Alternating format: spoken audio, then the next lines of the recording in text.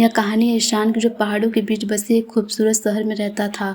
ईशान एक शांत, गंभीर और मशहूर लेखक था। उसकी ज़िंदगी किताबों और तन्हाइयों के बीच गुजर रही थी। ईशान के पास उसका सबसे पक्का दोस्त था आरव। आरव खुशमिजाज और बेबाक था, जो हमेशा ईशान को खुश रखने की कोशिश करता था। दोनों की दोस्ती ऐसी थी कि वे एक दूसरे के बिना अपनी ज़िंदगी की कल्पना भी नहीं कर सकते थे। एक शाम शहर में एक आर्ट गैलरी की ओपनिंग थी।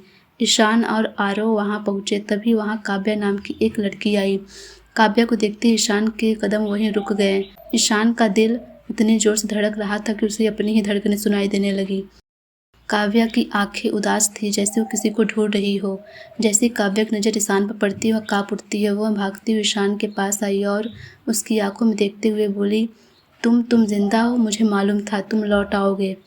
लेकिन ईशान का चेहरा बिल्कुल सपाट रहा। उसने बेहद ठंडे लहजे में कहा, माफ़ कीजिएगा मिस, आप किसी गलतफहमी में हैं, मैं आपको नहीं जानता। काव्या ने उसका हाथ पकड़ना चाहा, लेकिन ईशान ने झटके से अपना हाथ पीछे कर लिया और आरव से कहा, चलो आरव, यहाँ भीड़ है। ईशान वहाँ से चला गया। काव्या रोती हुई वहीं खड़ी रही, लेकिन जब ईशान काव्या को ठुकरा रहा था, तब आरव दूर खड़ा काव्या के आंसू देख रहा था। आरव को काव्या की उस बेबसी और उसकी सादगी से पहली ही नज़र में एक तरफा गहरा प्यार हो गया। आरव को जब पता चला कि काव्या इस शहर में अकेली है और किसी बहुत बड़े संकट में है, तो उसने काव्या की मदद करने का फैसला किया। काव्या के सिर पर बहुत बड़ा कर्ज था और कुछ लोग उसे परेशान कर रहे थे। आरव ने काव्या के सामने एक प्रस्ताव रखा, तुम मुझसे शादी कर लो, मैं तुम्हारी सारी मुश्किलें हल कर दूंगा। काव्या का दिल ईशान की बेरुखी से पहले ही टूट चुका था और अपनी परिस्थिति से तंग आकर उसने आरव से शादी करने के लिए हाँ कह दिया। इस शादी में ईशान खुद आरव का बेस्ट मैन बना। ईशान और आरव दोनों के दिलों में एक दूसरे के लिए अजीब सी जलन और सन्नाटा छा गया, लेकिन अपनी दोस्ती के बचाने के लिए दोनों बाहर से बिल्कुल शांत थे। शादी के बाद एक अजीब सा खेल शुरू हुआ। आरव को अंदर ही अंदर यह डर सताता था कि काव्या आज भी ईशान को पसंद करती है, इसलिए वह ईशान को यह दिखाना चाहता था कि काव्या अब सिर्फ उसकी है। जब भी ईशान उसके घर आता, आरव जानबूझकर ईशान के ठीक सामने काव्या के साथ बेहद रोमांटिक होने का नाटक करता था। वह काव्या को अपने करीब खींच लेता, उसकी हाथों को चूमता, उसके लिए रोमांटिक शायरियाँ गाता। ईशान सामने बैठकर यह सब देखता, उसका दिल अंदर ही अंदर टूटता, लेकिन वो अपने चेहरे पर एक नकली मुस्कान रख कर कहता, आरव, दोनों साथ में बहुत खुश लगते हो। लेकिन जैसे ही ईशान घर से जाता और कमरे का दरवाज़ा बंद होता, आरव का वो नकली रोमांस खत्म हो जाता। वह काव्या से दूर जाकर बैठ जाता और ठंडे लहजे में कहता, मुझे पता है काव्या, तुम आज भी ईशान के बारे में सोचती हो। मुझे तुम्हारे इस झूठे नाटक से नफरत है। जब तक तुम ईशान को अपने दिमाग से नहीं निकाल देती हो, मेरे करीब मत आना। आरव गुस्से में कमरे से बाहर चला जाता है। कमरे के अंदर वह काव्या से बात तक नहीं करता था। शुरुआत में तो काव्या आरव के इस दोहरे बर्ताव से परेशान थी, लेकिन धीरे धीरे काव्या के दिल में आरव के लिए एक अलग सा सम्मान जागने लगा। उसने देखा कि आरव भले ही बंद कमरे में उससे दूर रहता और नफरत दिखाता है, लेकिन वह उसकी हर छोटी बड़ी ज़रूरतों का ख्याल रखता है। जब एक बार काव्या बहुत बीमार हुई, तो आरव पूरी रात उसके सिरहाने बैठ कर रोता रहा और उसकी सेवा की। आरव की यह छुपी हुई परवाह, उसकी जहरीली नफरत धीरे धीरे काव्या की आदत बनने लगी। वह आरव के इस गुस्से को भी समझने लगी।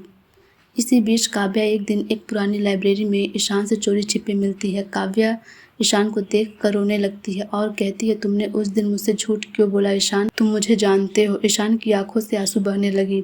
वो अपना कोट हटाता है। काव्या देखती है कि ईशान के सीने पर एक बहुत बड़ा ऑपरेशन का निशान है।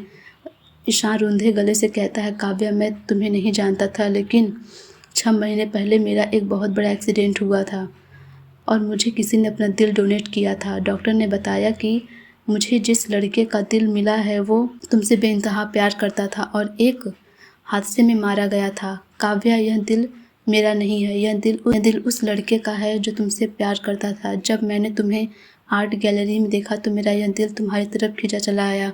मैं तुमसे नफरत का नाटक सिर्फ इसलिए कर रहा हूँ ताकि तुम अपनी ज़िंदगी में खुश रहो, आरव को अपना सको। मैं तुम्हारी ज़िंदगी बर्बाद नहीं करना चाहता था। काव्या के होश उड़ जाते हैं। उससे समझ आता है कि ईशान के अंदर धड़कने वाला दिल आज भी उससे उतनी ही मोहब्बत करता है, लेकिन तभी काव्या को एहसास होता है कि आरव ने उसके लिए क्या क्या किया है। वह ईशान से कहती है, अब बहुत देर हो चुकी है ईशान, यह दिल भले ही पुराना हो, लेकिन मेरी ज़िंदगी अब आरव से जुड़ चुकी है। आरव को पता चल जाता है कि काव्या और ईशान लाइब्रेरी में मिले थे। उसका सब्र का बांध टूट जाता है। उसे लगता है कि उसकी दोस्ती और उसकी मोहब्बत दोनों ने उसे धोखा दिया है।